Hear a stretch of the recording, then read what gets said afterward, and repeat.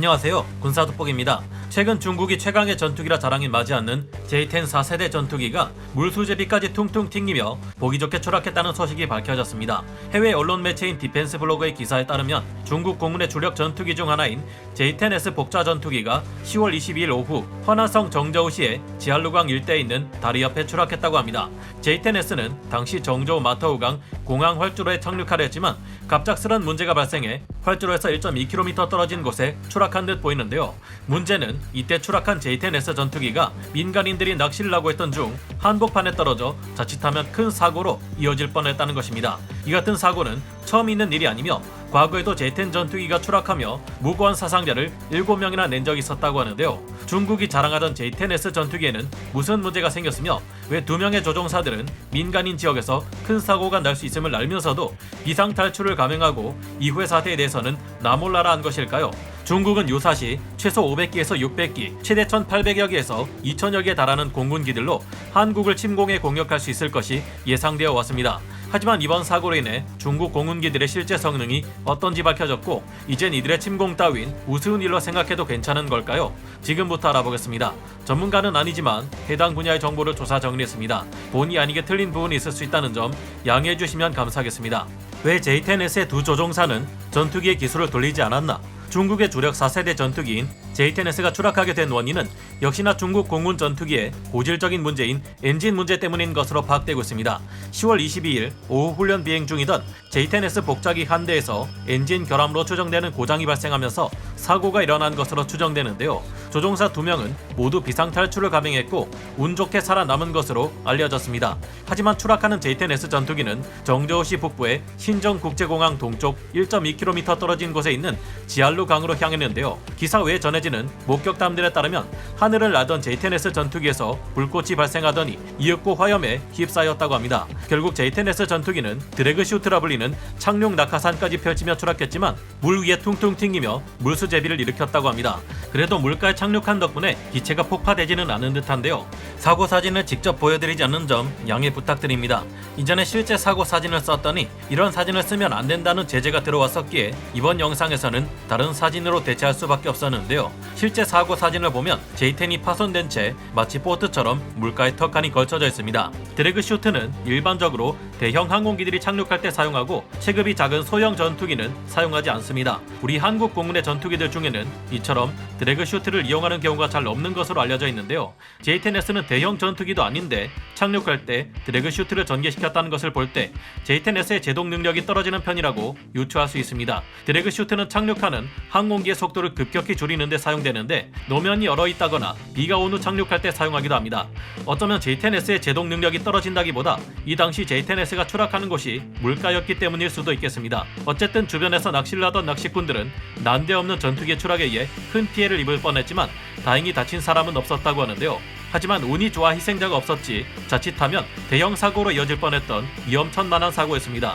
이 전투기가 추락한 지점은 수많은 중국의 아파트 단지들이 늘어서 있는 민간인 거주 구역입니다. 만약 J-10S 전투기가 이곳에서 고작 900m 떨어진 대단지 아파트를 들이받았다고 생각해보면 2명의 조종사 때문에 정말 많은 사람들이 큰 피해를 입을 수도 있었음을 쉽게 짐작할 수 있습니다. 더욱 충격적인 것은 이 주변에는 아파트 단지 외에도 논이나 밭 등 비상시 전투기를 안전하게 추락시킬 만한 공간이 있다는 것입니다. 우리 한국 공군의 전투기들도 간혹 추락하는 사고를 겪기는 하지만 절대 이 2명의 중국 공군 조종사들처럼 행동하지 않습니다. 한국 공군의 전투기 조종사들은 전투기가 추락하는 급박한 상황에서도 기술을 논과 밭이 있는 안전한 구역으로 돌리고 민간인들에게 피해가 발생하지 않게 하기 위해 끝까지 남아있다가 결국 안타까운 죽음을 맞이하는 경우가 적지 않습니다. 너무나 안타까운 일이지만 그들은 국민들의 생명과 재산을 지키는 군인이 나 하나 살자고 민간인들을 희생시킬 수는 없다는 숭고한 군인 정신을 가지고 있었기 때문이죠. 이번에 추락한 중국 공군 전투기 J-10S는 훈련용 복좌기이기에 앞에는 신참 조종사가 타고 뒤에는 베테랑 교관이 타고 있었을 텐데요. 그런데 이 둘 모두가 기술은 논밭 지역으로 돌리기는커녕 낚시꾼들이 있는 방향으로 추락하는 전투기를 그대로 놔두고 일찌감치 혼비백산에 탈출했습니다. 이 점을 보면 그들의 군인 정신은 물론 국민을 아끼는 마음 또한 크게 부족함을 알 수 있습니다. 이 때문에 현재 중국 내에서도 자칫하면 추락하는 전투기로 인해 주변 농가와 아파트 주민들 모두가 큰 위험에 놓일 뻔했다는 비난이 빗발치고 있습니다. 하지만 중국 당국에서는 이번 사고 내용을 감추기에 급급한 것인지 검색을 해보아도 잘 나오지 않습니다. 이 영상을 만들며 영문으로 된 해외 언론 기사를 참고한 것도 이 때문이었는데요. 중국에서 민간인들의 안전에 대해 나몰라라 한 조종사들에 대한 비난이 쏟아지는 것은 SNS인 트위터를 통해서 흘러나오고 있는 소식입니다. 이런 비난이 나올 법도 한 것이 중국 공군 전투기 J-10의 추락 사건은 이번에 처음 발생한 것도 아니고 이번과는 달리 큰 희생을 수반한 적도 있었습니다. 2014년 11월 15일 중국 공군의 J-10 전투기 한 대가 쓰촨성 청두시 주거단지에 추락해 최소 7명의 민간인을 다치게 한 것으로 전해졌는데요.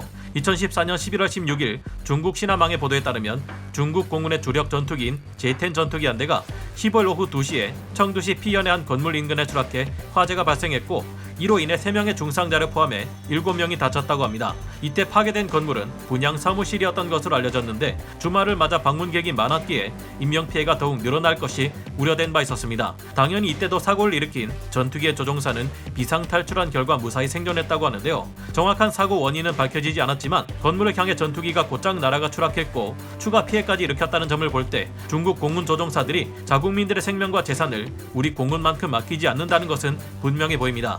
J-10 전투기에 떨어지는 성능을 보고 안심해도 되는 것일까? 이 기사에서 한 가지 마음이 놓이는 사실은 현재 상황상 우리에게 적국이나 다름없는 중국의 주력 전투기인 J-10이 여전히 엔진 문제를 해결하지 못했다는 점일 텐데요. J-10은 2007년 공개된 중국의 청두 항공기 공업그룹이 설계 및 제작한 중국의 4세대 주력 전투기로서 개량을 거듭하며 점점 성능을 업그레이드하고 있습니다. 서방권 F-16이 있다면 중국에는 J-10이 있다고 하죠. 처음 나온 J-10A는 아무래도 주변국 공군의 최신 얘기들보다 훨씬 떨어지는 성능을 가지고 있었습니다. 특히 자국산 엔진인 WS-10 엔진의 신뢰도가 크게 의심받았는데요. 하지만 중국 공군은 여러모로 공군 전력을 증강시키기 위해 부심했고 그 결과 훨씬 발전된 기술을 보유한 J-10B가 나오게 되었습니다. J-10B는 기존의 J-10 실험기와 달리 공중급유 프로브를 달고 있으며 KLJ-5 A4 레이더를 탑재한 것으로 알려졌습니다. J-10B 초기형은 모두 러시아제 AL-31 엔진을 장착하고 적외선 탐색 및 추적 장비인 IRST를 장비하는 것은 물론 초음속 비행의 안정도를 향상시키는 DSI 또한 적용시켰는데요. 2017년 이후부터는 유로파이터 타이푼이나 라팔급의 세미 스텔스성을 염두에 두고 개조한 J-10C가 양산되어 배치되고 있습니다. 이전보다 더욱 발달된 FWS-10B 엔진을 탑재하는 J-10C는 고개만 돌리면 낙원이 되는 헬멧 시연기 HMS와 함께 신형 PL-10 단거리 공대공 미사일, 사거리가 무려 200km 이상이나 된다는 최신형 PL-15 중장거리 공대공 미사일까지 연동되어 공중전 역량이 매우 강력해졌을 것으로 추측되어 왔습니다. 중국 공군은 현재도 이미 400여 대의 J-10 계열 전투기들을 보유하고 있고 구식 전투기인 J-7, J-8을 대체해 600여 대의 최신의 J-10C를 양산할 것이라고 해서 우려하지 않을 수 없는데요. 이번에 추락한 중국 공군의 J-10S는 J-10A를 기반으로 한 복좌기 J-10AS가 있고 J-10B를 기반으로 한 복좌기 J-10BS가 있습니다. 2017년 J-10C가 나온 이후 중국은 J-10A에 사용된 WS-10 엔진보다 더 진화된 FWS-10B 엔진을 사용하고 있지만 또 한 번 추락 사고가 발생하는 것을 보면 여전히 J-10의 엔진 성능은 믿기 어려울 것으로 전망되는데요. 이 전투기는 전투 비행을 수행한 것이 아니라 고개 비행을 수행하다 추락했다고 하며 그 덕분에 많은 사람들이 이를 볼 수 있었던 것이라고 하는데요. 화물며 탈출에 강에 떨어진 두 조종사는 주민들의 도움까지 받아서 살아나왔다고 합니다. 유라시아 타임즈의 보도에 따르면 중국에서는 J-10을 정크푸드에 빗대어 정크10, 즉 쓰레기10이라 부른다고 합니다. F-16을 능가한다던 J-10의 실제 성능은 쓰레기라는 것이 진실에 가까워 보이며 그나마 다행이라고 생각됩니다. 앞서 지난 영상에서 보여드렸듯이 J-10은 동체 비가 스며들 경우 부품이 녹슬어서 제대로 날 수 없다.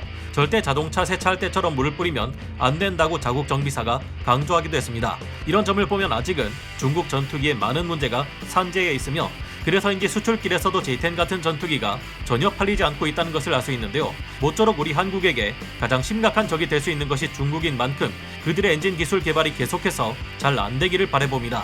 하지만 어떤 경우에도 적을 얕잡아보는 것은 실제 전투가 발생할 경우 크나큰 실책으로 이어질 수 있는 만큼 중국의 공군기 발전을 우습게만 보아서는 안 된다는 생각이 듭니다.